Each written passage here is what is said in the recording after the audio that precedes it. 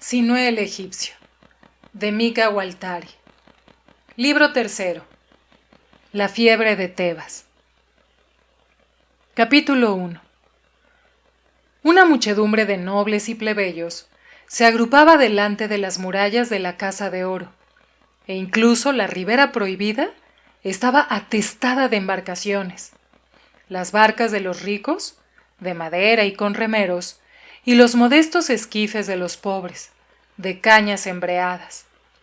Cuando nos vieron, un largo murmullo, parecido al ruido lejano del agua, recorrió la muchedumbre, y de boca en boca se esparció la noticia de que había llegado el trepanador real. Las gentes levantaron los brazos en signo de luto, y los gemidos y las lamentaciones nos precedieron hacia el palacio, porque todos sabían que ningún faraón había sobrevivido 3 días a una trepanación. Volvió a coger el cuchillo de sílex y un martillo de mango de ébano, y a golpecitos separó el hueso. Es verdad, había olvidado que en su divina sabiduría elevó un templo a Atón. Fue poco después del nacimiento del príncipe. ¿No es cierto, Bellati? Bien, bien. Un momento todavía. Dirigió una mirada inquieta al príncipe, que de pie al lado de la cama cerraba los puños y sollozaba. En el fondo, una gota de vino afirmaría mi mano y no le haría ningún daño al príncipe tampoco. Para esta ocasión, valdría la pena romper el precinto de una ánfora real. ¡Hop! Yo le tendí las pinzas y sacó el trozo de hueso, de manera que la cabeza osciló de pronto sobre las rodillas de la reina. Un poco de luz, Sinué. Tajor suspiró, porque lo peor había pasado. Yo suspiré también instintivamente, y el mismo sentimiento de alivio pareció extenderse a sí mismo sobre el rostro del faraón desvanecido, porque movió los miembros, la respiración se calmó, y cayó en una inconsciencia más profunda.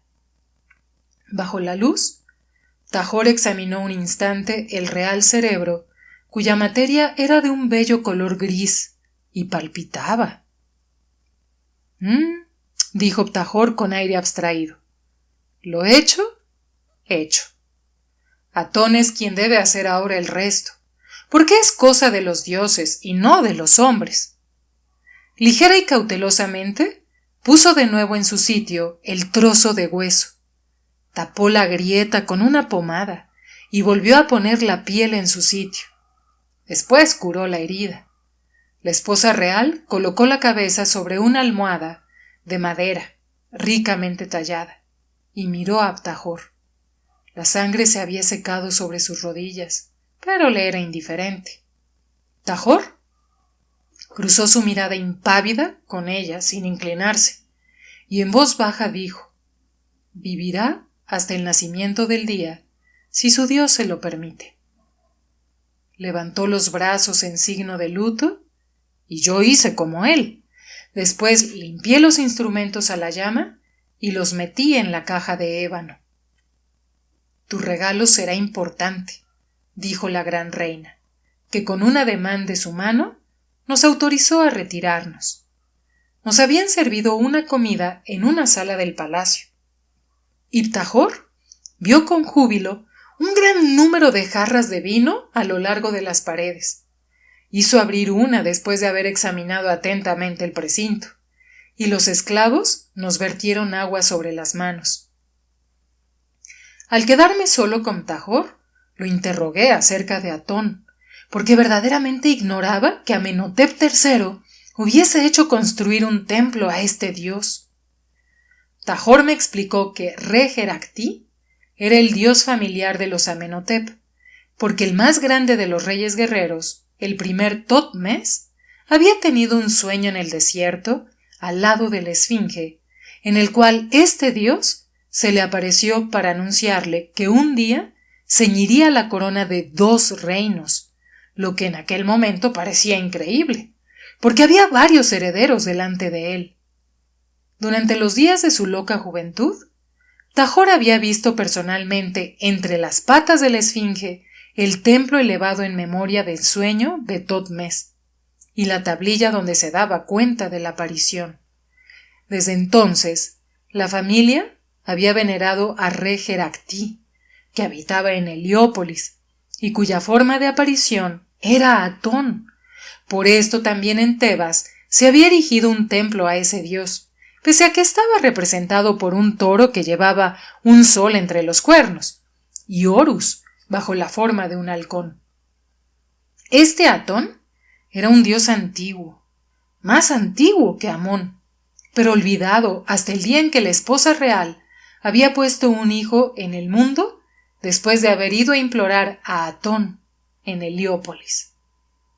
Así es como el príncipe heredero es el hijo celeste de este Atón, dijo Ptajor después de un largo rato. La real esposa tuvo su visión en el templo de Re-Herakti y dio un hijo al mundo. Trajo de allí también un sacerdote muy ambicioso, que había conseguido ganar su favor. Se llamaba Ai, y su esposa fue la nodriza del príncipe. Tiene una hija cuyo nombre es Nefertiti, que ha mamado la misma leche que el príncipe heredero del trono, y ha jugado con él como una hermana, de manera que ya puedes imaginarte lo que ocurrirá. Tajor bebió más vino, lanzó un suspiro y añadió: «¡Ah! Nada es tan agradable para un anciano como beber un buen vino y charlar de cosas que no le importan. Sinué, hijo mío, si supieses cuántos secretos se ocultan tras la frente de este viejo trepanador. Encontrarías incluso secretos reales. Mucha gente se pregunta por qué los niños no nacen nunca vivos en el gineceo del palacio, porque es contrario a todas las leyes de la medicina. Y sin embargo, el soberano, actualmente trepanado, no se andaba con remilgos en los días de su fuerza y de su goce. Fue un gran cazador que derribó 1000 leones y 500 búfalos. Pero el número de mujeres que derribó bajo la sombra de su baldaquino, ni el guardián del harén sería capaz de decirlo. Sin embargo, no tuvo más que un hijo único con Ti. Yo me sentía excitado porque había bebido bastante vino también. Por esto suspiré al contemplar la piedra verde que llevaba en el dedo. Pero Ptajor prosiguió implacablemente. Conoció a su real esposa durante una cacería. Dicen que era hija de un pajarero de los cañaverales del Nilo. Pero el rey la crió a su lado a causa de su pureza, y honró de esta forma a sus indignos padres, cuyas tumbas llenó de regios presentes. Ti no tenía nada que objetar a las licencias de su esposo, con tal de que las odaliscas del harén no pusiesen en el mundo más que hijas. Y sobre este punto se vio favorecida, por una suerte maravillosa. Pero si el hombre que reposa allá sostenía el látigo y el cetro, era la real esposa quien dirigía la mano y el brazo. Cuando por razones políticas el rey se desposó con la hija del rey de Mitanni, para evitar para siempre jamás las guerras con el país de los ríos que corren hacia arriba, Ti consiguió hacerle creer que la princesa tenía una pezuña de cabra en el sitio a que se dirige el miembro del hombre, y que apestaba a macho cabrío, según se decía, y finalmente esta princesa acabó loca.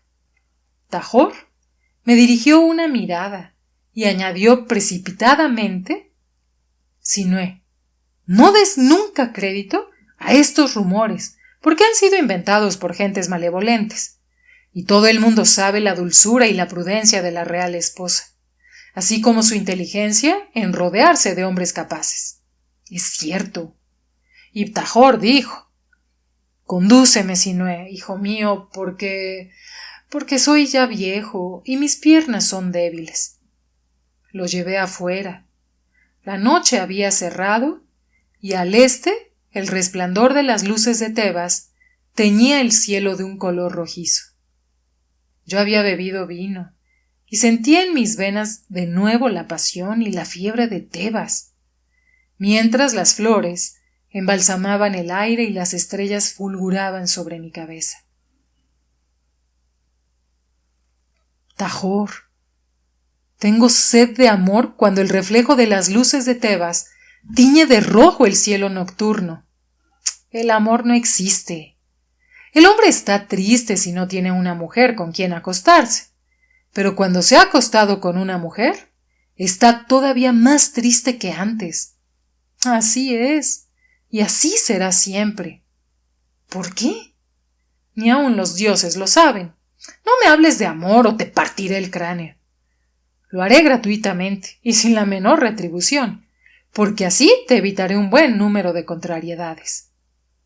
Entonces, consideré oportuno hacer el oficio de esclavo. Lo cogí en mis brazos y lo llevé a la habitación que nos estaba destinada. Era tan pequeño y tan viejo que pude llevarlo sin jadear. En cuanto estuvo en su cama, se quedó dormido después de haber buscado en vano una copa a su lado. Lo cubrí cuidadosamente, porque la noche era fresca, y regresé a los parterres de flores, porque era joven, y la juventud no necesita sueño la noche en que se muere un rey. Las voces bajas de la gente congregada, para toda la noche al pie de las murallas del palacio, llegaban a mí como el susurro de los lejanos cañaverales traídos por el viento. Capítulo 2. Velaba en la terraza florida, mientras las luces de Tebas enroquecían el cielo oriental, y yo pensaba en unos ojos verdes como el Nilo bajo el cielo de verano, cuando me di cuenta de que no estaba solo.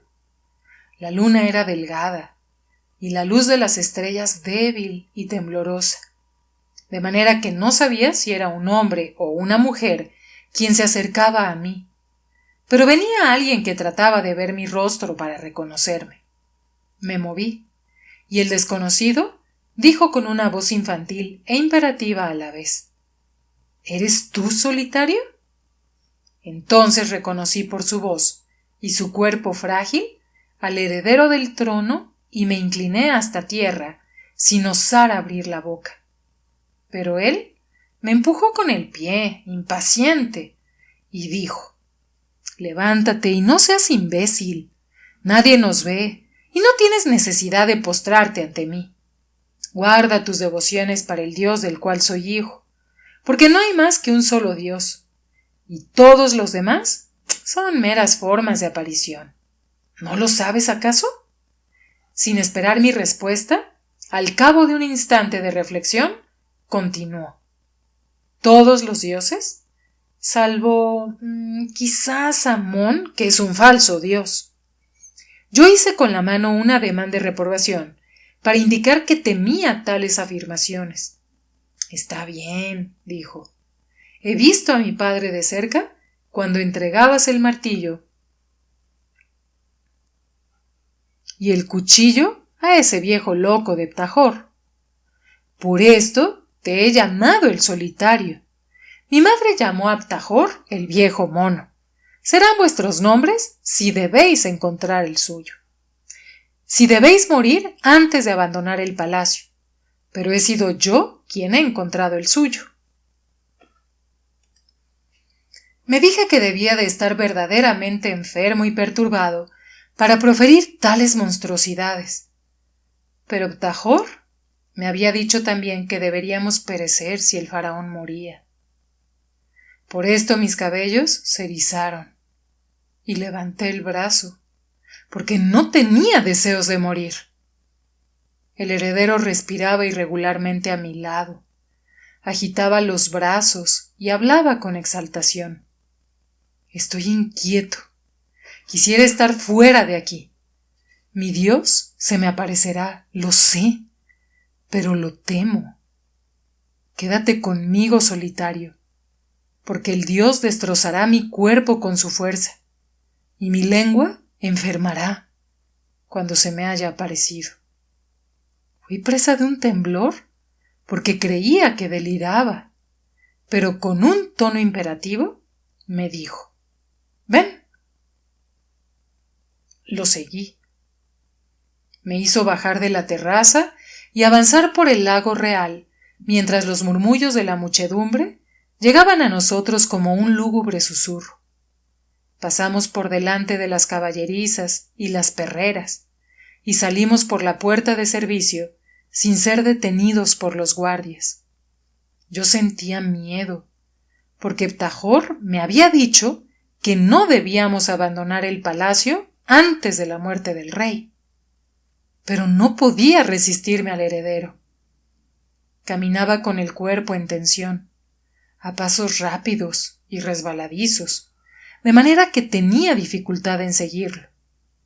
No llevaba más que el diminuto delantal, y la luna iluminaba su cuerpo blanco y sus muslos delgados como los de una mujer. La luna iluminaba también sus orejas abiertas y su rostro demudado por el sufrimiento, como si estuviese perseguido por una visión imperceptible para los demás. Al llegar a la ribera me dijo: «Tomemos una barca. Debo ir hacia Oriente al encuentro de mi padre». Tomó la primera barcaza que vimos y yo le seguí.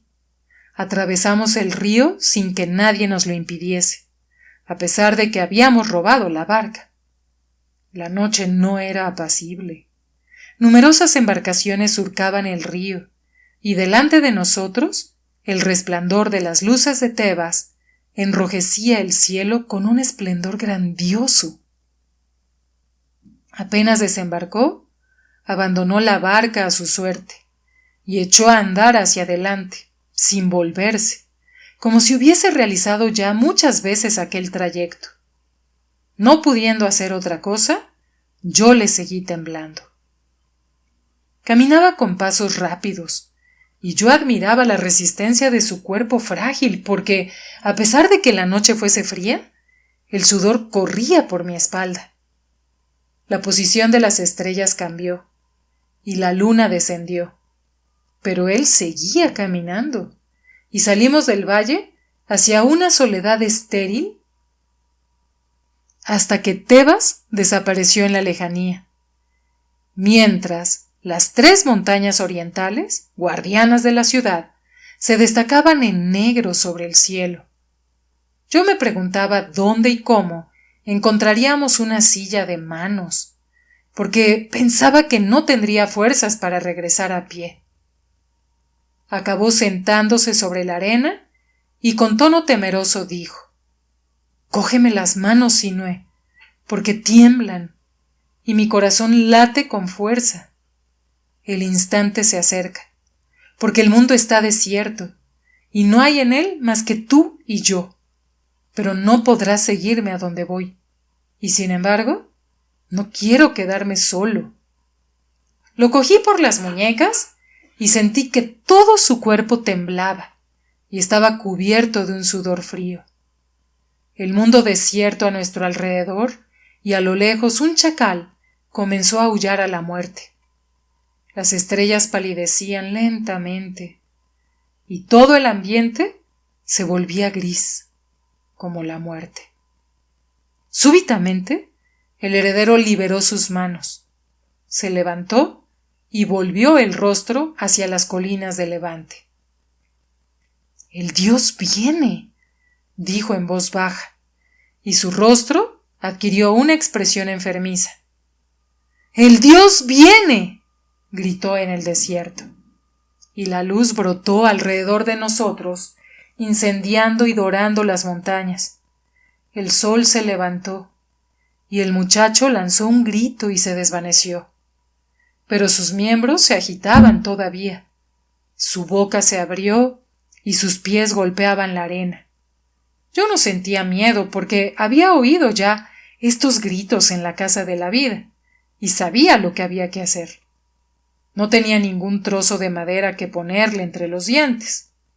Pero desgarré mi delantal y se lo metí en la boca. Después le hice masaje en los miembros.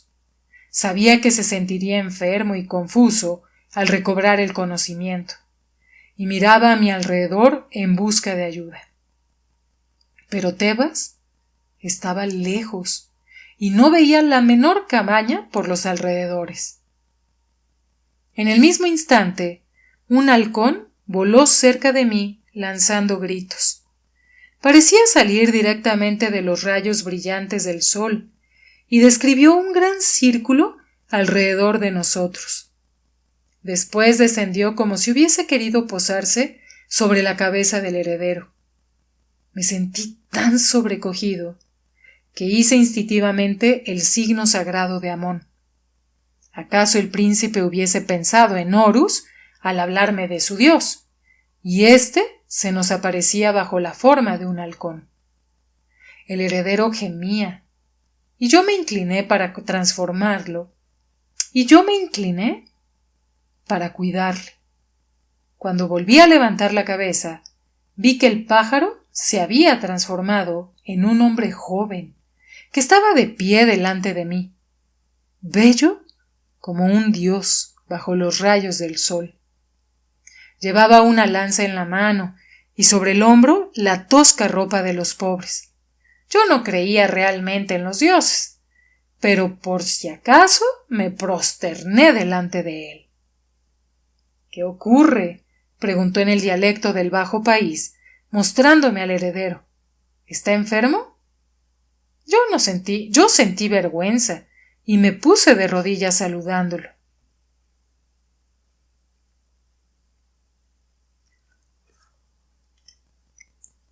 Si eres un bandido, tu botín será mezquino, pero este muchacho está enfermo, y los dioses te bendecirán, quizá, si nos prestas ayuda.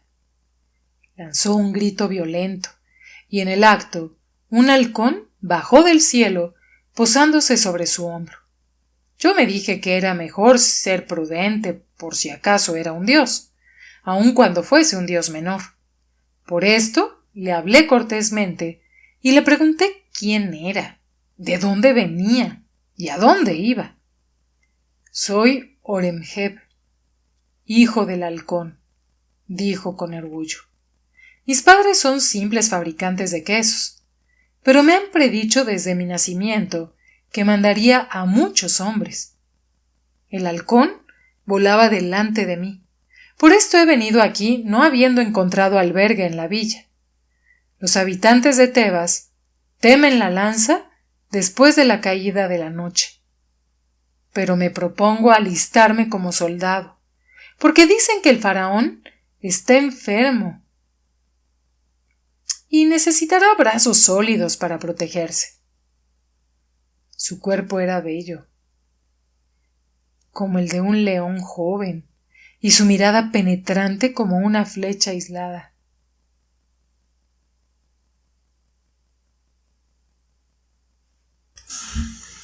Lanzó un grito violento y en el acto un halcón bajó del cielo, posándose sobre su hombro.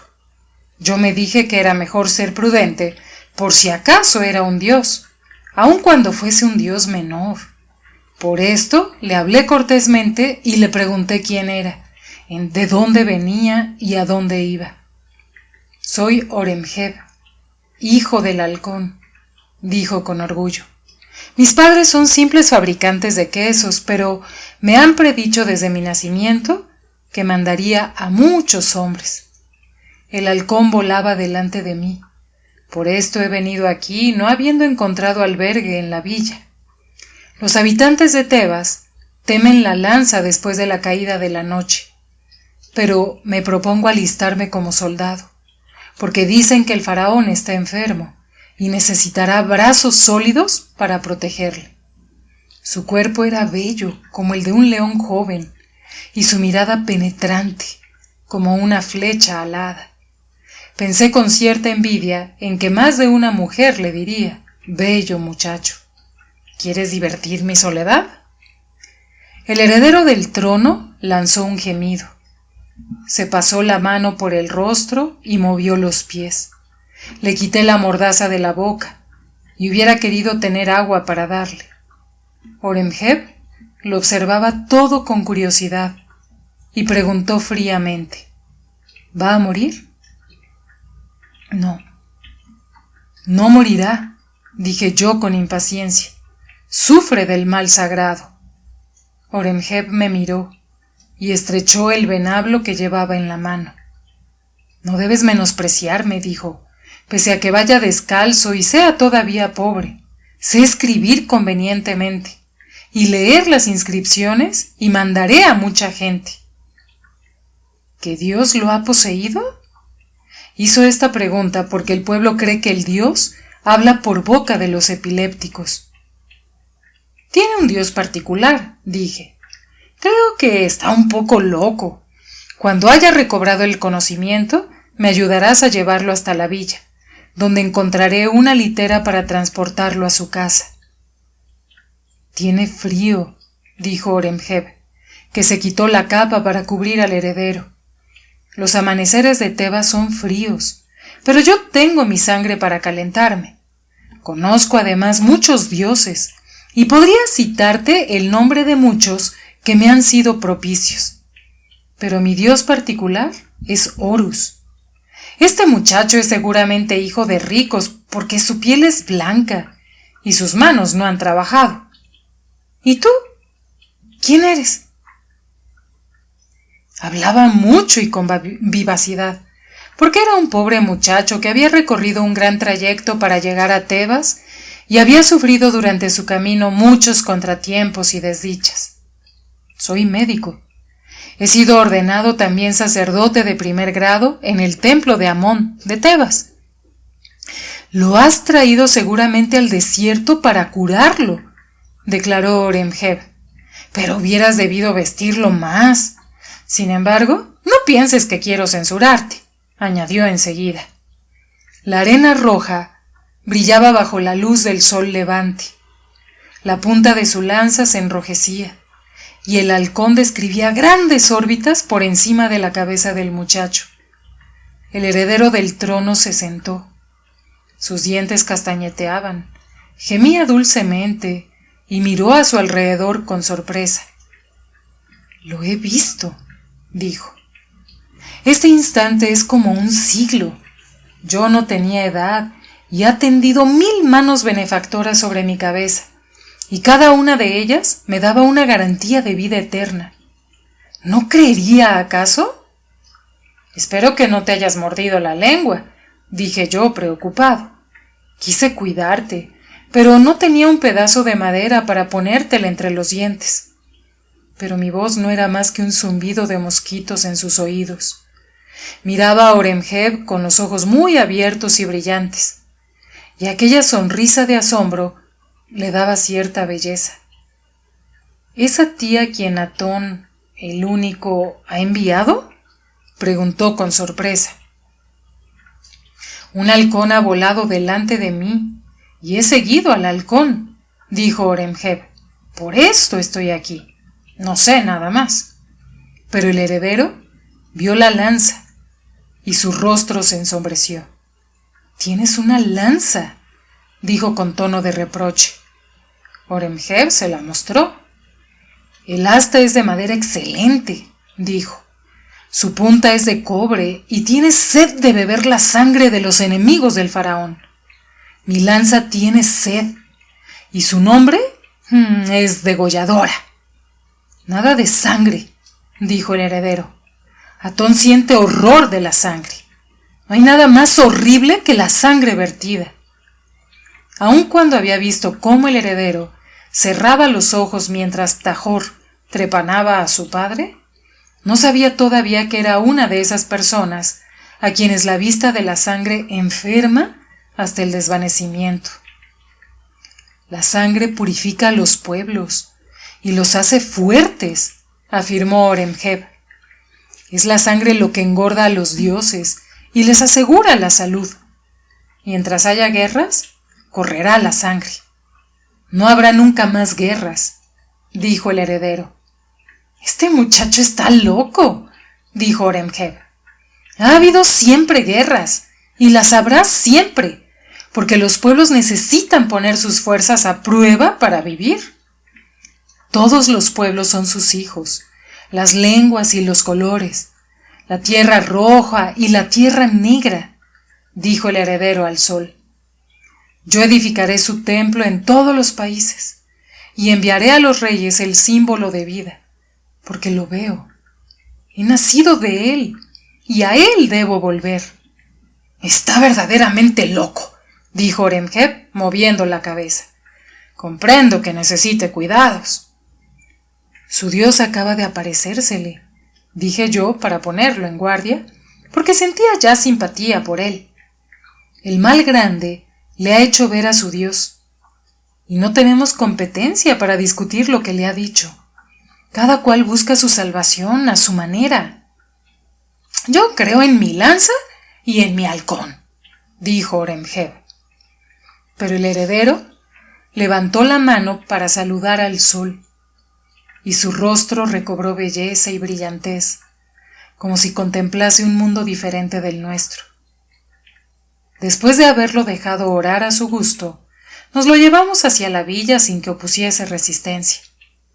El ataque de la enfermedad lo había agotado y caminaba difícilmente. Por esto lo llevábamos entre los dos, precedidos del halcón. Llegados al lindero de los campos cultivados, hasta donde se extendían los canales de irrigación, vimos que una litera real nos esperaba. Los esclavos se habían tendido en el suelo y un imponente sacerdote avanzó hacia nosotros. Llevaba la cabeza afeitada y sus facciones sombrías eran bellas. Yo llevé mis manos a la altura de las rodillas, porque adiviné que era el sacerdote de Re-Herakti, de quien Tajor me había hablado. Pero no se ocupó de mí. Se postró ante el heredero y lo saludó con el nombre de rey. Así fue como supe que el faraón Amenhotep III había muerto. Los esclavos se precipitaron alrededor del nuevo rey, le lavaron los miembros, le dieron masaje y lo ungieron, lo vistieron con lino real y colocaron sobre su cabeza un emblema real. Entonces, ahí me dirigió la palabra. ¿Ha encontrado a su Dios, Sinué? Ha encontrado a su Dios, respondí, pero he velado por él para que no le ocurriese nada malo. ¿Cómo sabes mi nombre? El sacerdote sonrió y dijo, es mi deber saber cuánto ocurre dentro del palacio hasta que haya sonado mi hora. Sé tu nombre y que eres médico, por esto lo he confiado a tu guardia. Sé también que eres sacerdote de Amón y que le has prestado juramento. Dijo estas últimas palabras con tono de amenaza, pero yo levanté el brazo diciendo, ¿qué significa un juramento para Amón? Tienes razón, dijo, y no tienes necesidad de arrepentirte. Debes saber que se siente inquieto cuando el dios se acerca a él. Nada puede retenerlo entonces, y no permite que los guardias lo sigan. Sin embargo, habéis estado en seguridad toda la noche. Ningún peligro os ha amenazado, y ya ves que una litera os espera. Pero, ¿quién es este lancero? Me mostró a Horemheb, que un poco a distancia probaba el cobre de su lanza con el halcón posado sobre el hombro. Sería quizá mejor hacerle perecer, porque no es conveniente que los sacerdotes de los faraones sean demasiado conocidos. Ha cubierto al faraón con sus vestiduras, porque hacía frío, dije. Está dispuesto a blandir su lanza contra los enemigos del faraón. Creo que te será de mayor utilidad vivo que muerto, sacerdote ahí. Entonces ahí le arrojó un brazalete de oro diciéndole, ve un día a verme a la casa dorada, lancero. Pero Horemheb dejó que el brazalete cayese a sus pies sobre la arena y lanzó a Ahí una mirada de reto. No recibo órdenes más que del faraón, dijo. Si no me equivoco, el faraón es este que lleva la corona. Mi halcón me ha conducido a él. Es un signo suficiente. Ahí no se enojó. El oro es precioso y se tiene siempre necesidad de él, dijo recogiendo el brazalete y poniéndosele otra vez en el brazo. inclínate delante del faraón, pero depón la lanza en su presencia. El heredero se acercó a nosotros. Su rostro estaba pálido y cansado, pero subsistía en él un destello extraño que calentaba el corazón. Seguidme todos, dijo. Seguidme por el nuevo camino, porque la verdad me ha sido revelada. Lo seguimos hacia la litera, pero Horemheb murmuró en voz baja: «La verdad está en la lanza». Consintió, sin embargo, en confiarla al corredor, y pudimos sentarnos sobre los brazos cuando la litera emprendió el camino. Los portadores comenzaron a correr. Una barca nos esperaba en la ribera del Nilo, y regresamos a palacio como habíamos salido, sin llamar la atención, pese a que la muchedumbre se apretujaba alrededor de sus muros. Fuimos recibidos en la estancia del heredero, que nos mostró unos grandes vasos cretenses sobre los que había peces y animales pintados. Yo hubiera querido que Thotmés hubiese podido admirarlos, porque demostraban que el arte podía ser otra cosa que lo que era en Egipto. Va como un muchacho razonable, sin exigir de nosotros una cortesía excesiva ni señales de respeto. Pronto le anunciaron que la reina madre iba a acudir a prestarle acatamiento, y se despidió de nosotros, prometiendo no olvidarnos. Una vez fuera, Horemheb me miró desconcertado.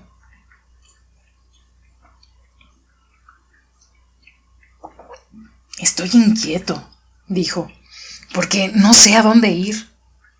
«Quédate tranquilamente aquí. Ha prometido no olvidarte. Por esto es conveniente que estés a su alcance cuando se acuerde de ti. Los dioses son caprichosos y olvidan pronto». «¿Quedarme aquí en medio de este enjambre de moscas?», dijo, mostrándome los cortesanos que se precipitaban hacia las puertas que daban a las estancias reales. «No, estoy inquieto», añadió. «¿Qué va a ser de Egipto bajo un faraón que tiene miedo a la sangre y para quien todos los pueblos, cualesquiera que sean su lengua y su color, son iguales? Nací soldado, y mi buen sentido de soldado me dice que es enojoso para los soldados. En todo caso, voy a recuperar mi lanza. El corredor se ha quedado con ella. Nos separamos después de haberlo invitado a preguntar por mí en la casa de la vida, si necesitaba un amigo. Tajor me esperaba en nuestra habitación, con los ojos rojos y malhumorado. Estabas ausente cuando el faraón ha entregado el alma al alba. Tú estabas ausente, y yo dormía, de manera que ninguno de los dos ha visto cómo le salía el alma por la nariz en forma de pájaro para volar directamente al sol. Numerosos testigos lo certifican. También yo hubiese querido estar presente, porque me gusta ver estos milagros. Pero tú estabas ausente y no me has despertado. ¿Con qué mujer has pasado la noche?». Le conté todo lo ocurrido, y levantó la mano en señal de gran sorpresa. «Que Amón nos proteja», dijo. «Este nuevo faraón, ¡ay, está loco!». «No lo creo», dije vacilando, porque mi corazón sentía simpatía hacia aquel muchacho enfermizo a quien había protegido y que tanta benevolencia me había demostrado. Creo que ha encontrado un nuevo Dios.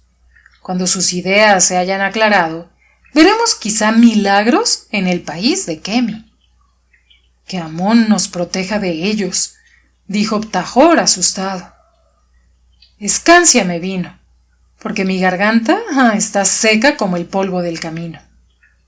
Entonces vinieron a buscarnos para llevarnos a la casa de la justicia, donde el viejo guardasellos estaba sentado delante de 40 rollos de cuero donde estaba consignada la ley. Soldados armados nos rodeaban, de manera que no podíamos escaparnos, y el guardasellos nos leyó la ley por la que nos informaba que debíamos morir, puesto que el faraón no se había repuesto de la trepanación. Yo miré a Tajor, pero él se limitó a sonreír cuando entró el verdugo con su espada. Comienza por el hombre hemostático, dijo. Lleva más prisa que nosotros, porque su madre le prepara ya una sopa de guisantes en el país del occidente. El verdugo se despidió amablemente de nosotros, hizo los signos sagrados de Amón, blandió la espada y la hizo girar por encima de la cabeza de la víctima. Después le tocó ligeramente el cuello. El boyero se desplomó sobre el suelo y creíamos que el miedo le había hecho perder el conocimiento, porque no tenía la menor herida. Cuando vino mi vez, me arrodillé sin miedo. El verdugo me sonrió y se limitó a rozarme el cuello. Tajor se juzgó tan pequeño que no se dignó siquiera arrodillarse, y el verdugo no hizo más que un simulacro de decapitación. Así estábamos, pues, muertos. La sentencia había sido cumplida y nos dieron nuevos nombres que habían sido grabados en unos brazaletes de oro. El de Tajor llevaba estas palabras: el que parece un babuino, y el mío, el que es solitario. Después de esto, se pesó para Tajor una retribución en oro, y yo recibí también una buena cantidad de él. Nos dieron vestiduras nuevas, y por primera vez tuve una túnica plisada de lino real, y un cuello al que daban peso la plata y las piedras preciosas. Pero cuando los servidores trataron de levantar al hombre hemostático para reanimarlo, todo fue inútil. Estaba realmente muerto. Esto es lo que he visto con mis propios ojos. En cuanto a decir de que había muerto, no podía comprenderlo, a menos que muriese porque creyó que iba a morir, porque, pese a su bestialidad, tenía el poder de detener las hemorragias, y un hombre así no es parecido a los demás. La noticia de aquella muerte se esparció rápidamente, y los que la oyeron no podían evitar reírse. Se golpeaban los muslos, soltando la carcajada, porque verdaderamente la cosa era risible. En cuanto a mí, estaba oficialmente muerto, y a partir de entonces no pude firmar ningún documento sin añadir a mi nombre de Sinué las palabras el que es solitario. Únicamente por este nombre se me conocía en la corte. Capítulo 3. A mi regreso a la casa de la vida, con mis vestidos nuevos y mi pequeño brazalete de oro, mis maestros se inclinaron ante mí, poniendo las manos a la altura de las rodillas. Pero no era más que un estudiante, y tuve que redactar un minucioso informe sobre la trepanación y la muerte del faraón, atestiguando su exactitud. Este trabajo exigió bastante tiempo, y terminé mi relato explicando cómo el espíritu se había escapado por la nariz en forma de pájaro para volar directamente hacia el sol. Insistieron en hacerme decir si el faraón no había recuperado el conocimiento pocos instantes antes de morir, para decir que Amón sea bendito, como lo certificaban varios testigos. Después de haber reflexionado, decidí atestiguar también la exactitud de este hecho, y tuve el goce de oír leer mi informe al pueblo en los patios del templo durante los 70 días en que el cuerpo del faraón se preparaba para la eternidad en la casa de la muerte. Durante todo el duelo, las casas del placer, las tabernas y demás sitios de este género fueron cerrados en la villa de Tebas, de manera que no se podía beber vino ni oír música más que entrando por la puerta trasera. Durante este tiempo fui informado de que había llegado al término de mis estudios y podía ya ejercer mi arte en el barrio de la ciudad que quisiera. Si deseaba continuar mis estudios y especializarme para ser médico de las orejas o de los dientes, vigilar los partos, imponer las manos, manejar el cuchillo salvador o ejercer una de las 14 especialidades que se enseñaban bajo la dirección de los médicos, no tenía más que decir qué rama elegía. Aquel era un favor especial que demostraba cuánto sabía Amón recompensar a sus servidores. Yo era joven, y la ciencia de la casa de la vida no me interesaba ya. Había sido dominado por la fiebre de Tebas, y quería enriquecerme, llegar a ser célebre, y aprovechar el tiempo en que todos me conocían todavía por el nombre de Sinué, el que es solitario. Tenía oro, y compré una casa situada a la entrada del barrio de los ricos. La amueblé según mis posibilidades, y adquirí un esclavo que, a decir verdad, era flaco y tuerto, pero que me convenía por todo lo demás. Se llamaba Captá, y afirmaba que era una suerte que fuese tuerto, porque podría afirmar a mis clientes que lo había comprado ciego y había devuelto la vista a uno de sus ojos. Por esto lo compré. Hice ejecutar algunas pinturas en la sala de espera. Una de ellas mostraba cómo Imhotep, el dios de los médicos, daba lecciones a Sinué. Yo era pequeño a su lado, como convenía, pero bajo la imagen podían leerse estas palabras: el más sabio y más hábil de mis discípulos es Sinué, hijo de Senmut, el que es solitario. En otra imagen ofrecía un sacrificio a Amón, para dar a Amón lo que es de Amón, y para que los clientes tuviesen confianza en mí. Y en una tercera imagen, el faraón me contemplaba desde lo alto de los cielos, bajo la forma de un pájaro, y sus servidores pesaban oro para mí, y me cubrían de vestiduras nuevas.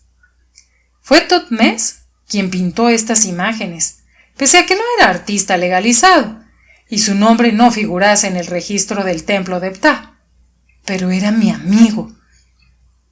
En nombre de nuestra vieja amistad, consintió en pintar a la moda antigua, y su obra fue tan hábilmente ejecutada, y el rojo y el amarillo, los dos colores menos caros, resplandecían con un brillo tal que los que veían aquellas pinturas por primera vez exclamaban maravillados: ¿verdaderamente Sinué, hijo de Senmut, el que es solitario? Inspira confianza y cura hábilmente a sus enfermos. Cuando todo estuvo terminado, me senté esperando a mis clientes y enfermos, pero nadie apareció. Por la noche fui a la taberna y animé mi corazón con vino, porque me quedaba todavía un poco de oro y plata. Era joven, me creía un médico hábil y tenía confianza en el porvenir. Por esto bebía con Totmés y hablábamos en voz alta de los asuntos de los dos países, porque en aquella época, en las plazas, delante de los almacenes, en las tabernas y en las casas de placer, todo el mundo hablaba de los asuntos de los dos países. En efecto, cuando el cuerpo del faraón hubo estado preparado para durar una eternidad y sido depositado en el Valle de los Reyes, y las puertas de la tumba cerradas con los sellos reales, la real esposa subió al trono provista de látigo y cetro, una barba postiza en el mentón y una cola de león en la cintura. El heredero no fue coronado faraón, porque se decía que quería purificarse o implorar a los dioses antes de asumir el poder. Pero cuando la reina madre despidió al viejo guardasellos y elevó a este cargo al sacerdote desconocido Ahí, que se encontró de esta forma elevado por encima de todos los grandes de Egipto, que actuó en el pabellón de la justicia ante 40 libros de cuero de la ley para nombrar los preceptores y los constructores del faraón, todo el templo de Amón comenzó a zumbar como una colmena. Se vieron numerosos presagios funestos, y los sacrificios regios no dieron ningún resultado. Los vientos cambiaron de dirección contra todas las reglas de la naturaleza, hasta el punto de que llovió 2 días consecutivos en Egipto. Las mercancías se estropearon en los almacenes, y los montones de trigo se pudrieron en los muelles. En las afueras de Tebas, algunos estanques se convirtieron en charcas de sangre, y mucha gente que fue a verlas. Pero nadie experimentaba temor alguno, porque eran cosas que se habían visto otras veces cuando los sacerdotes estaban encolerizados. Pero reinaba una sorda inquietud, y circulaban muchos rumores. Entretanto, los mercenarios del faraón, egipcios, sirios y negros, recibían de la reina madre abundantes salarios. Sus jefes se repartían en la terraza del palacio los collares de oro y las condecoraciones. Y el orden era mantenido. Nada amenazaba el poderío de Egipto, porque en Siria las guarniciones velaban también por el orden, y los príncipes de Biblos, Simira, Sidón y Gaza, que habían pasado su infancia a los pies del faraón y recibido su educación en la Casa Dorada, lamentaron su muerte como si hubiese sido la de su padre, y escribían a la reina madre unas cartas en las que declaraban no ser más que polvo a su lado. En el país de Kush, en Nubia y en las fronteras de Sudán, había desde los tiempos más remotos la costumbre de guerrear a la muerte del faraón, como si los negros quisieran poner a prueba la longanimidad del nuevo soberano. Por esto el virrey de las tierras del sur, el Hijo de Dios en las guarniciones del sur, movilizó sus tropas en cuanto se enteró de la muerte del faraón, y sus hombres cruzaron la frontera e incendiaron numerosos poblados después de haber capturado un rico botín de ganado, esclavos, colas de león y plumas de avestruz, de manera que las rutas hacia el país de Kush fueron de nuevo seguras y todas las tribus que se dedicaban al pillaje deploraron vivamente la muerte del faraón al ver a sus jefes colgados en los muros de los puestos fronterizos. Incluso, en las islas del mar, se lloró la muerte del gran faraón, y el rey de Babilonia y el del país de los Catis, que reinaba sobre los hititas, enviaron a la reina madre unas tablillas de arcilla lamentando la muerte del faraón y pidiendo oro a fin de poder levantar su imagen en los templos, porque el faraón había sido para ellos como un padre y un hermano. En cuanto al rey de Mitani, en Najarina, envió a su hija para que se casase con el futuro faraón, como lo había hecho su padre antes que él, y conforme había sido convenido con el faraón celeste antes de su muerte. Tadú Epa, que tal era el nombre de la princesa, llegó a Tebas con sus servidores, esclavos y asnos cargados con mercancías preciosas. La princesa era una chiquilla de 6 años y el heredero la tomó por mujer, porque el país de Mitani era un muro de separación entre la rica Siria y los países del norte, y protegía todas las rutas de las caravanas del país de los 2 ríos hasta el mar. Así fue como los sacerdotes de la celeste hija de Amón, Sekhmet, de cabeza de leona, perdieron su júbilo y se enmohecieron los goznes de las puertas de su templo. He aquí de lo que hablábamos Totmes y yo en alta voz, regocijando nuestros corazones con vino, escuchando música siria y contemplando bellas danzarinas. La fiebre de Tebas me dominaba, y cada mañana mi esclavo tuerto se acercaba a la cama, ponía sus manos a la altura de las rodillas y me tendía un pan, pescado seco y un vaso de cerveza. Yo me lavaba y me sentaba a esperar a los clientes. Los recibía, escuchando sus dolencias, y los curaba. Algunas veces las mujeres me traían a sus hijos, y si las madres estaban delgadas y sus hijos débiles, con los párpados devorados por las moscas, enviaba a Captá a comprarles carne y frutas, y se los regalaba. Pero de esta forma no me enriquecía, y al día siguiente, delante de mi puerta, Me esperaban 5 o 6 madres con sus hijos, y yo no podía recibirlas, y tenía que ordenar a mi esclavo que les cerrase la puerta y las mandase al templo, donde los días de los grandes sacrificios se distribuía entre los pobres los restos de lo que lo dejaban los sacerdotes, ahitos. Cada noche las antorchas brillaban en las calles de Tebas. La música resonaba en las casas de placer y en las tabernas, y el cielo se enrojecía sobre la ciudad. Yo quería alegrar mi corazón con el vino, pero mi corazón no se alegraba ya. Mis recursos se acababan, y tuve que pedir prestado oro al templo para poder vestirme decentemente y tratar de olvidar mis preocupaciones.